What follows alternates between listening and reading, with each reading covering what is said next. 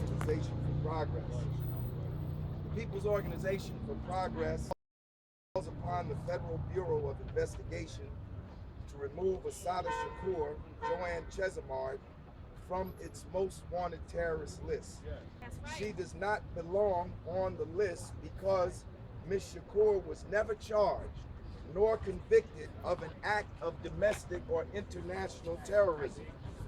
To place her on such a list is fundamentally unjust.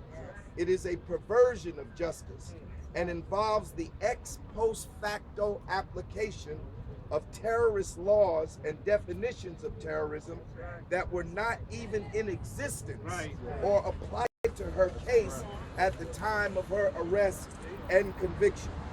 Furthermore, she did not commit the crime that she is accused of.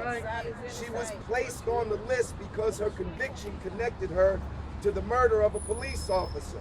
However, evidence in her case shows that she could not have shot and killed that officer. She became a fugitive because, given the circumstances of her case, the atmosphere of repression, and the racism of the criminal justice system, she could not get justice in this country, and to remain here may have cost her her life. The move to place her on the list and the doubling of her bounty to $2 million has little to do with justice and everything to do with politics. It is an opportunistic attempt to score political points in this highly charged post-Boston bombing environment.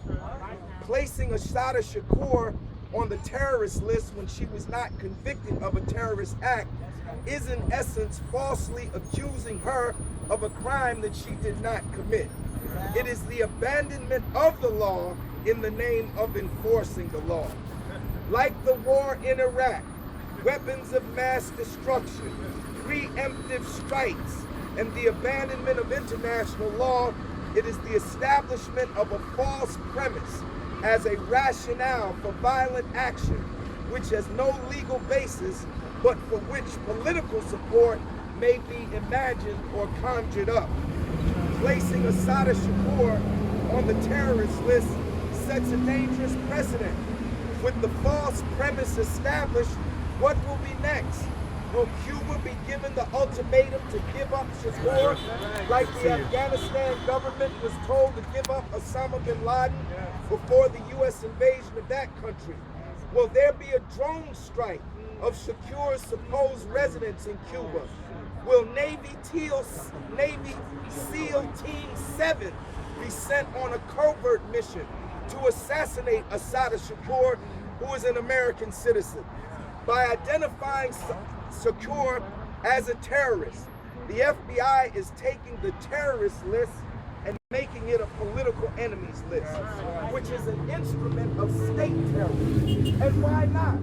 This fits in perfectly with unjust and illegal trillion-dollar wars in Iraq and Afghanistan, extraordinary renditions, black site secret prisons in foreign lands, torture, assassination of U.S. citizens, military courts, secret trials, Guantanamo, elimination of habeas corpus, indefinite detention, government domestic spying, arbitrary arrests, police brutality, racial profiling, stop and frisk, mass incarceration, school to prison pipeline, suppression of dissent, COINTELPRO type operations, ignoring the Constitution, trashing the Bill of Rights, and trampling upon civil liberties. And let's look at her accusers. Who is calling her a terrorist? The FBI, who spied on Dr. Martin Luther King, the FBI, whose director, J. Edgar Hoover, made it his mission to destroy Dr. King, the FBI, who engaged in acts of state terror that included assassination against people and organizations in the civil rights and Black Power movements. Who else is her accuser? The New Jersey State Police, the New Jersey State Police who shot up Newark and killed innocent people during the rebellion, the New Jersey State Police who for years engaged in the worst forms of of racial profiling, the New Jersey State Police Department, a department so rife with racism that the federal government had to put it under a master to force it to reform its racist ways. With this precedent, the rights of all Americans are placed in greater jeopardy. Now anyone can be deemed a terrorist, not because this was proven in a court of law, but by fiat, proclamation, declaration by the President, the U.S. Attorney General, FBI, CIA, Homeland Security, or some other agency of the federal government. And this can be done not just for transgressions of the present, it can be done retroactively for sins of the past, 10, 20, 30, and 40 years ago. If the government doesn't like someone, just put them on the terrorist list. Of course, this exercise of 21st century U.S. democracy would not be complete unless accompanied by the economic incentive that American capitalism can provide. In this age of robber billionaires, a $1 million bounty on the head of Assata Shakur was not enough. It had been doubled to $2 million. Who are the 2 million pieces of silver for? Are they for enterprising U.S. citizens? No. Assata Shakur has been given political asylum in Cuba. This pot of gold is to entice elements within the Cuban society to violate the laws and policies of the Cuban government. The FBI and company hope that in Cuba there are corrupt persons within the police, or criminal elements, or people opposed to the government who will take the bait and do this bit of subcontracting work and keep some of the heat off of the bosses here in the U.S. They hope that there are Hamid Karzais in Cuba who would like to have bags of money delivered to them on a monthly basis. Bring us Assata Shakur and you too can be a millionaire. Dead or alive has not been specified. The placing of Assata Shakur on the terrorist list, while portrayed as a noble act in the attempt to get justice for a slain police officer, is in fact a shameful act of revenge, opportunism, political manipulation, and authoritarianism.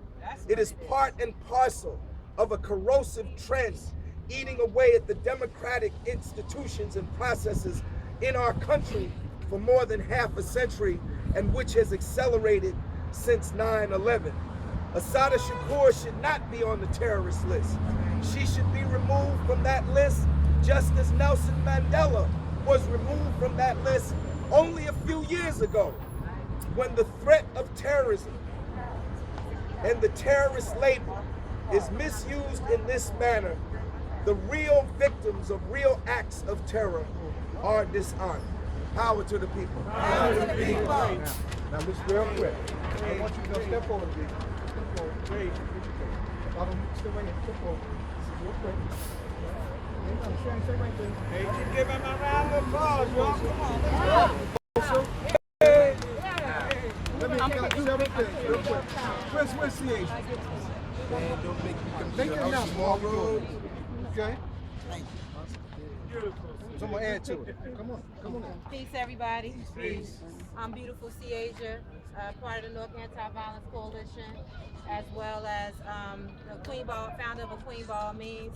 Tomorrow we're going to be on Branford Street and Broad Street in regards for Mother's Day to awaken the zombies there in that area. I know for Mother's Day, traditionally we go out shopping, we eat, but I'm personally sick and tired of being out there and seeing these men in such great slumber. And a lot of times it's by the influence of drugs. Yeah. The other day when I was out there, the other week when I was out there, I wound up saving a brother from walking in the middle of the street, and he asked me not to let him die on him, you know, by keeping in contact with him, and asked me not to allow him to die in the streets. So at that point, it triggered me to go ahead and organize something that the mothers could do, the women, mothers of civilization, women